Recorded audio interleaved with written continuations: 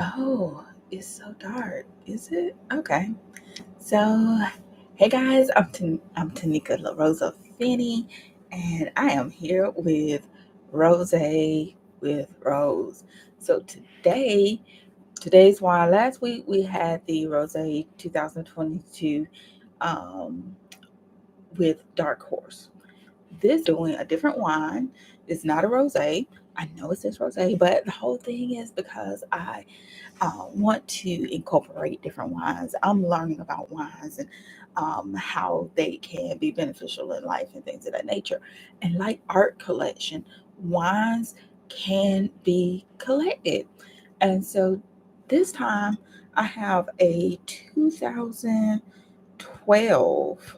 Um, Let me see.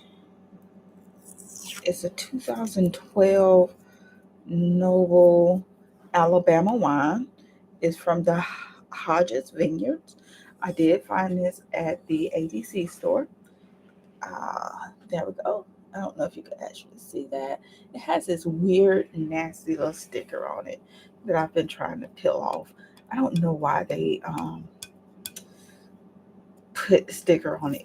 And they put it in this location, so it just messes up the whole bottle. And you can see where I've tried to get it off. So this is a simple table wine. Um, it is Hodges Vineyards in Camp Hill, Alabama. There you go. So um, we're gonna pop this open, and we're gonna go from there. So that is going to be today's wine. I've never had this wine before. Um, and so let's see how it works. And so I will say a couple things. I, yeah. So some of y'all know I go to a Kojic church. And one of the things about Kojic is they don't do the wines, um, alcohols. And because for And so, because there's some Bible verses that people are interpreting as um, meaning that it is you're not supposed to drink wine, and so you have to make that decision on your own, um, on what you want to do um, with it. I grew up Baptist, and um, we believe in moderation. Moderation is key in everything. And so um, there was, you had to live a normal life, you had to live in moderation, and you had to make sure that um, you didn't get addicted to things. Um, some of the things I agree with Kojic, some of the things I don't agree with Kojic, and some things I agree with Baptist, some things I don't agree with Baptist. We have our different. I don't think there's any religion out there that's going to be 100% followed unless you are the one who created that particular religion. I think I'm completely honest with my beliefs on some of the things that goes on. So, with that said, we have that particular wine. And today, as far as estate taxes, estate planning, and some things I've been looking into, I've started this Rose with Rosa. And so it's like, you know what? Let's see how we can incorporate this into estate planning. And so you have bottles of wine that cost hundreds of thousands of dollars, okay? And you have people who have collections of wines that's worth millions of dollars. And guess what? They don't technically own these wines. They're owned by, you got it, their estates. They're owned by their trust and things of that nature. So, one of the things you want to do with including a wine collection in your estate plan is to, I wrote my steps down on this other monitor, okay? You want to start by creating a comprehensive inventory of your wine collection. And so note whether these are vintage wines, wineries, are they special? Are they rare bottles? Limited edition type wines that um, that have it that will have an impact on the value. Now, I think I paid 10, 10, $12 for this. I don't recall. That dark horse was like $6, $7. And so you just want to take that into consideration. And so you also um, want to assess the current market value, which may require the expertise of a wine appraiser. There are wine appraisers out there. I'm new to wine, so this is just me learning all about it and just sharing the information that I am getting in this whole process. Okay. Um, so you want to do this, and you could do this also with liquors and other beverages. And so I'll talk about that as we move further into Rose with Rosa. Okay. So then next you want to identify your beneficiaries. Now don't forget, you can't give these to minors. Okay. So so um it could be your family members, it could be your friends, charitable organizations. And so you just want to make sure that the names are very, very clear in your trust. Um, let's see. So you can put your wine collection in your will. Okay. These are like baseball trading cards. You could put it in your will, and or your living trust. And you need to make sure that you outline exactly how you want it distributed. And make sure you're updating this as your wine grows. So one of the things I would probably suggest is when you start your collection, you want to write it down, have your appendix for your living trust, your will, to keep inventory of it. And you'll want to do this about annually. And so if you go out and you buy a $300 bottle of wine that you're expecting to appreciate over time, then make sure you are keeping inventory of that. Okay. And then you may want to consider having a wine executor. Yes. So this is someone who is going to oversee nothing but your wines.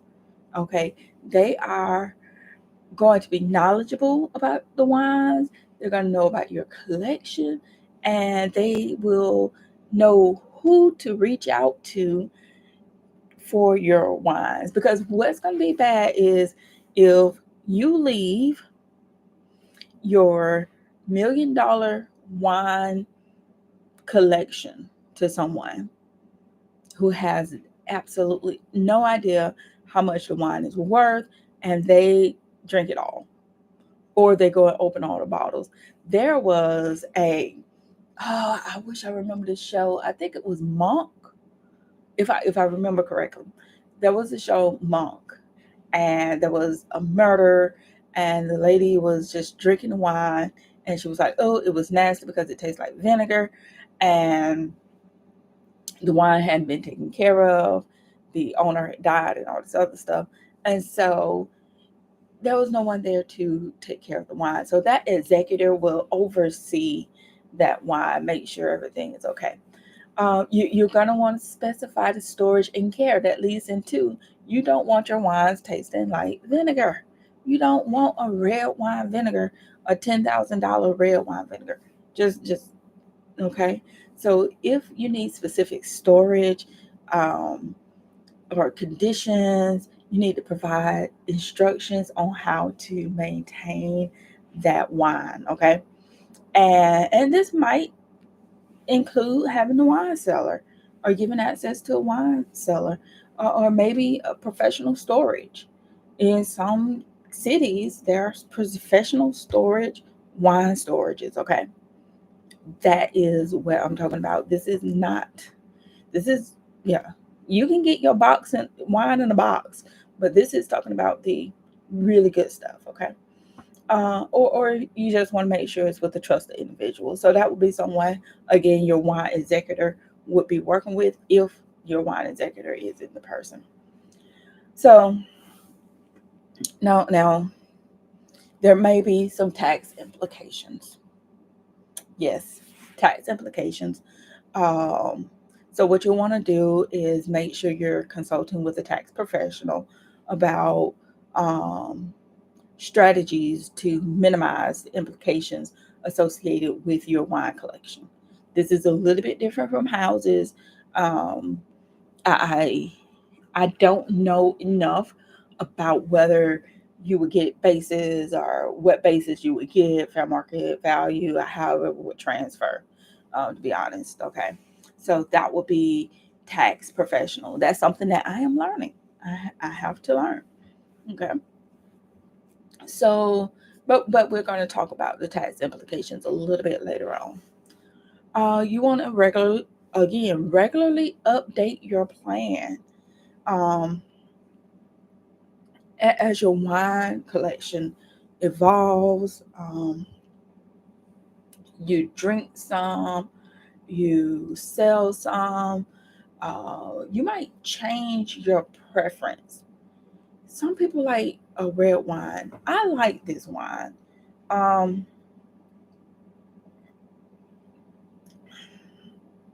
I don't know. For some reason, I like it. It's a little bit on the dry side. It's not too sweet like a lot of table wines, and I don't like sweet wines. And so maybe a couple years ago, I would have wanted something super sweet. Now I'm more of I like the dry. I love a red, maybe something along a Merlot, um, but I like a dry red wine. Uh, Rosé, rosé is about as sweet as I can get because there's something that's sweeter than rosé. Okay, and so you just want to make sure that it's going to be reflected in your documents. And then you want to educate your beneficiaries. So if your beneficiaries are not wine enthusiasts as you are, then you want to make sure that you provide some guidance on that. That means having that wine executor have a professional come in, teach them about the wines, how to care for them, and when to enjoy it. Okay, you may have had a wine that you wanted to celebrate with a special occasion, or it would be great for a special occasion. Let your beneficiaries know that. Um, they I mean, something just popped into my head that I thought was funny, but they may take the wine and want to wallow in your death. And that might not be what the wine is for. So it might be a happy wine, or it might be a wine for sophisticated, wonderful parties or something of that nature, not to mourn with, okay?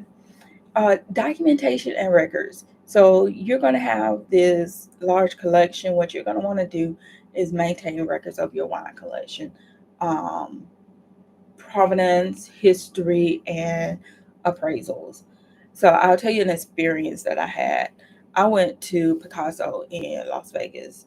It's a Michelin star restaurant. Absolutely wonderful food.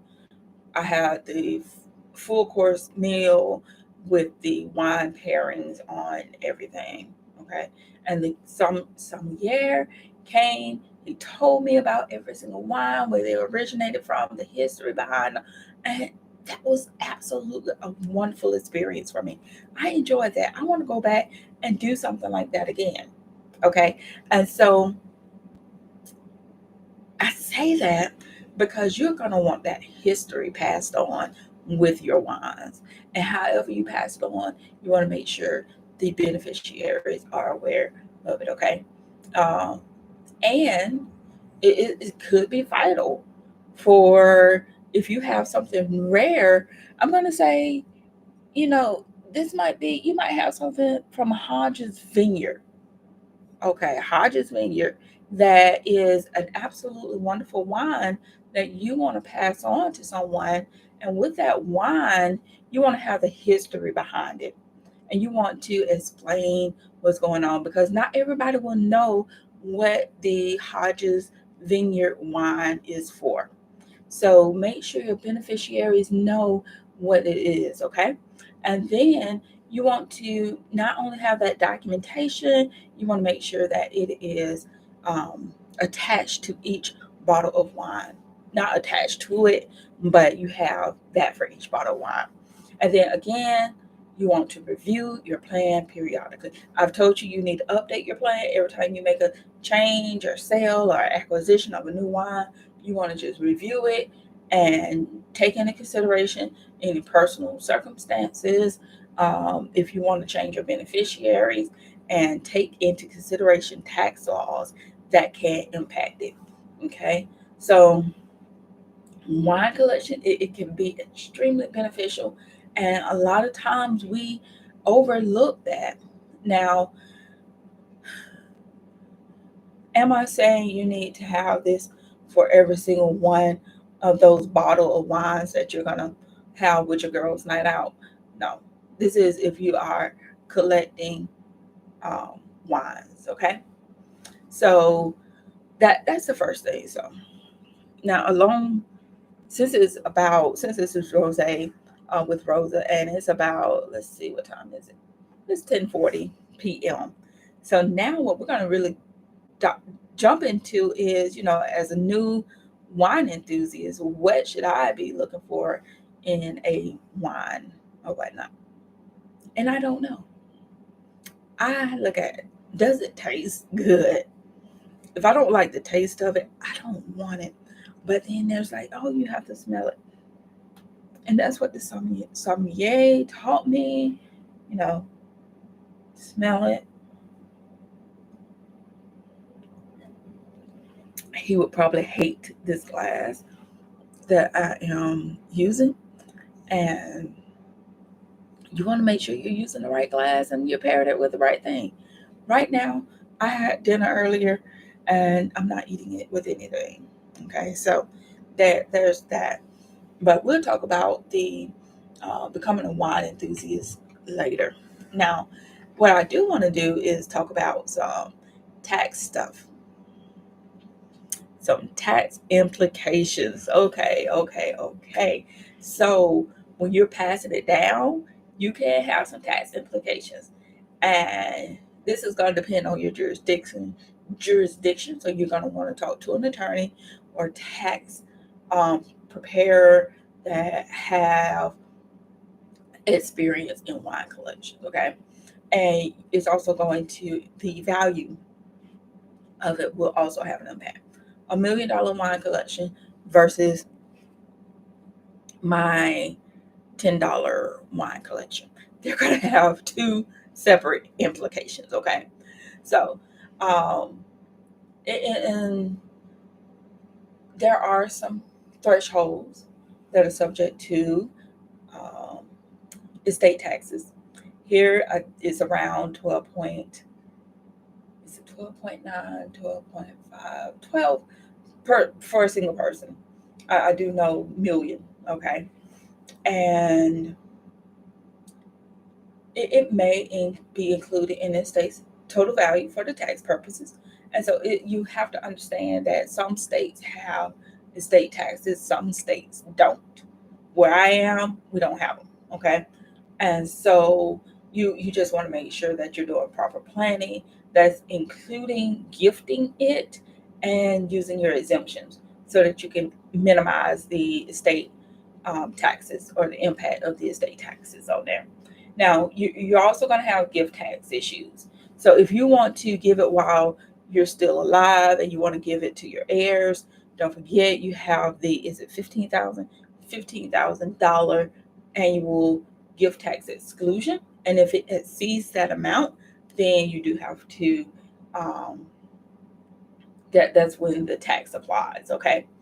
And so now there are some lifetime gift tax exemptions, um, which can be used to offset that tax liability. But again, you want to talk to a tax preparer who is well versed in this particular, um, or who has knowledge of wine collections and stuff like this, okay? And gift taxes. So take that into consideration. Now, what happened is you may pass on your wine to someone that may not necessarily have the same appreciation for wine, or they may be in a situation where they need to sell it or convey it to someone else. And this is where that capital gains tax may come into, um, be an implication. Pardon me, I do apologize. I'm going to take a sip of my coffee. Okay. And um, so they may be subject to a capital gains tax if you sell, um, the wine from the collection. And so it's going to be on the increase in the value since the wine was acquired. Okay. So it would depend on factors of how long the wine was held and local tax laws. Proper documentation and record keeping are essential to determine the basis and any potential capital gains on this. Okay.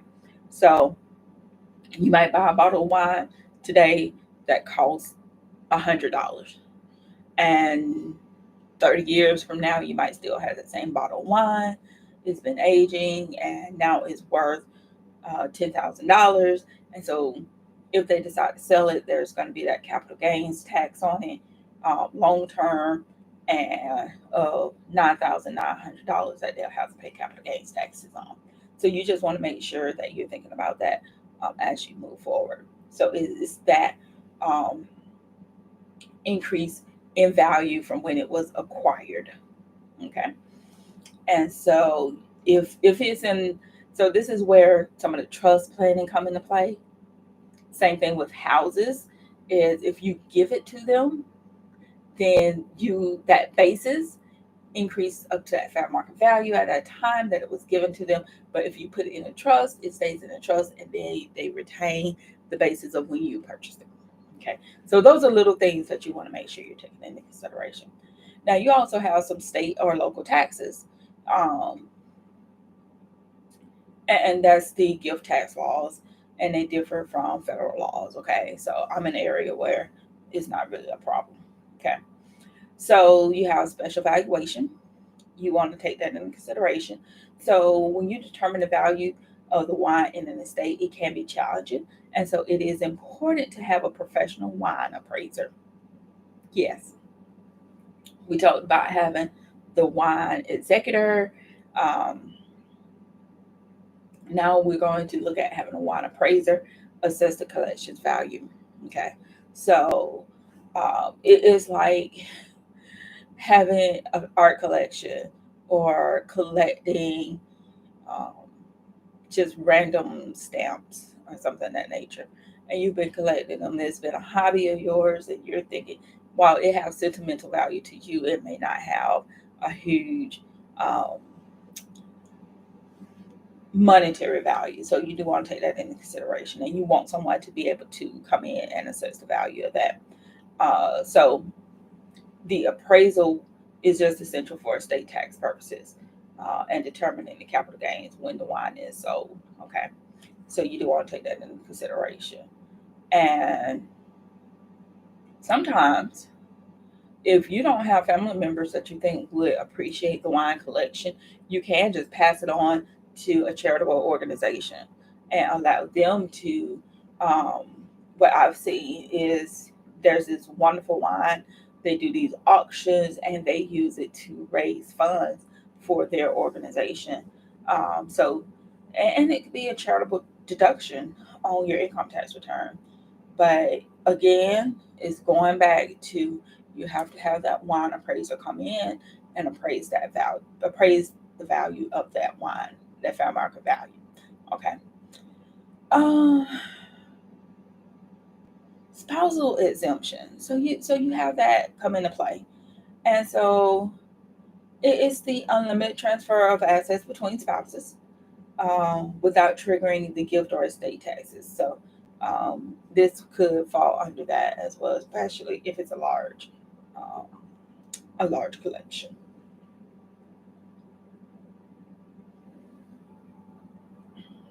Okay. Now this is more legal. I don't know if this is really going to go into taxation. Actually, yay and nay, but it's still legal. The state laws on alcohol, and in some states you can they govern the transfer of alcohols over a certain amount, um, and so it can impact the way that you pass it down. That's going back to the estate planning component of it, but you want to just make sure that um, you are complying with these um, regulations as you are passing it down. And then some income tax implications. If you decide to sell the wine from your collection before passing it down, any profits generated from the sale could be subject to an income tax. Okay. So you have $100 bottle of wine and you're now able to sell it for $10,000. Those profits could trigger income tax um, payments. Okay. So you want to talk to someone, um, estate planning attorney. You want to talk to a tax professional, and allow them to personalize the information on that, and help you minimize the tax liabilities um, for passing it on, and reducing liabilities for your beneficiaries. Okay, that's one of the things that you really want to take into consideration as well. So that is primarily the legal and tax implications of passing on wine wine collections. And interesting, okay, just for this wine or whatnot. So that's the one thing. Now, what I want to do quickly is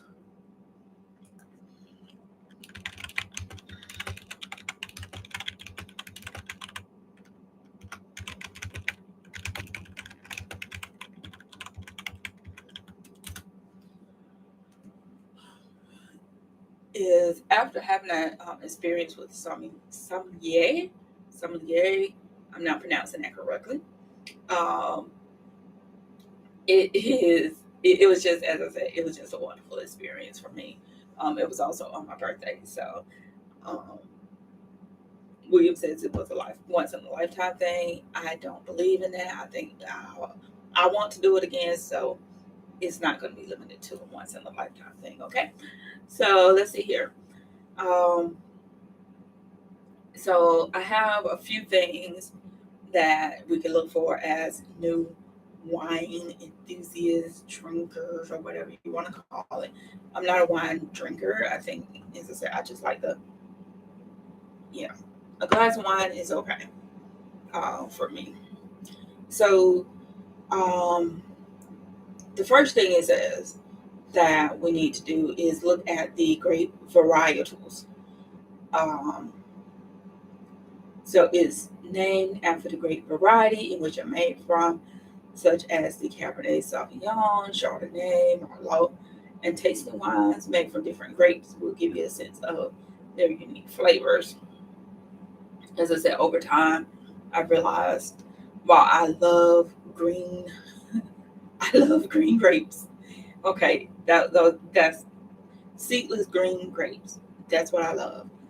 I don't like red grapes, but when it comes to wines, I love a red wine. Okay. Um, Regions.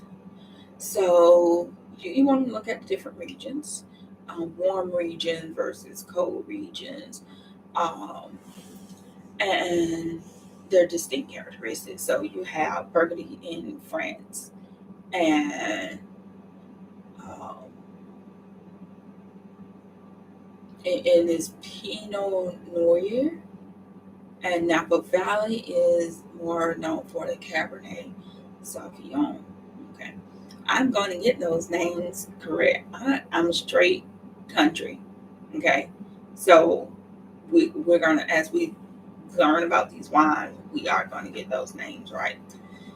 So you have the tasting notes that you want to take into consideration, the color, aromas. Let's see here. It says many wine labels provide a tasting note which describes the wine aromas and flavor. These notes can give you an idea of what to expect when you taste a wine.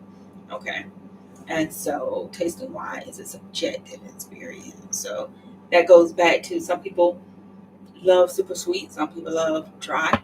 I, you know, and then the color. So you want to hold it up to the light, and they could range. So if you have a white wine, it's pale yellow to gold, while the red wines are like a light ruby to a deep purple, and it can talk about the age and the um, variety. So this wine is very dark. This is a very dark one, so almost a deep purple wine, and so you want to take that into consideration. So then there is the aromas. You often see them when they pour the wine in the glass. They're holding by the stem. As I said, I have this, um, and they do that little swirl thing. And actually, the top, the rim, how closed and how open it is makes a difference as well. And so you just want to take a moment to smell it. And yeah, what are you smelling for? Do you like it? That's, to be honest, that's what it boils down to. But you're looking for like the fruits, flowers, spices, and they say earthy notes and other notes and things of that nature. So then you have a taste. You taste it, take a sip, let it linger on your palate. Hold on.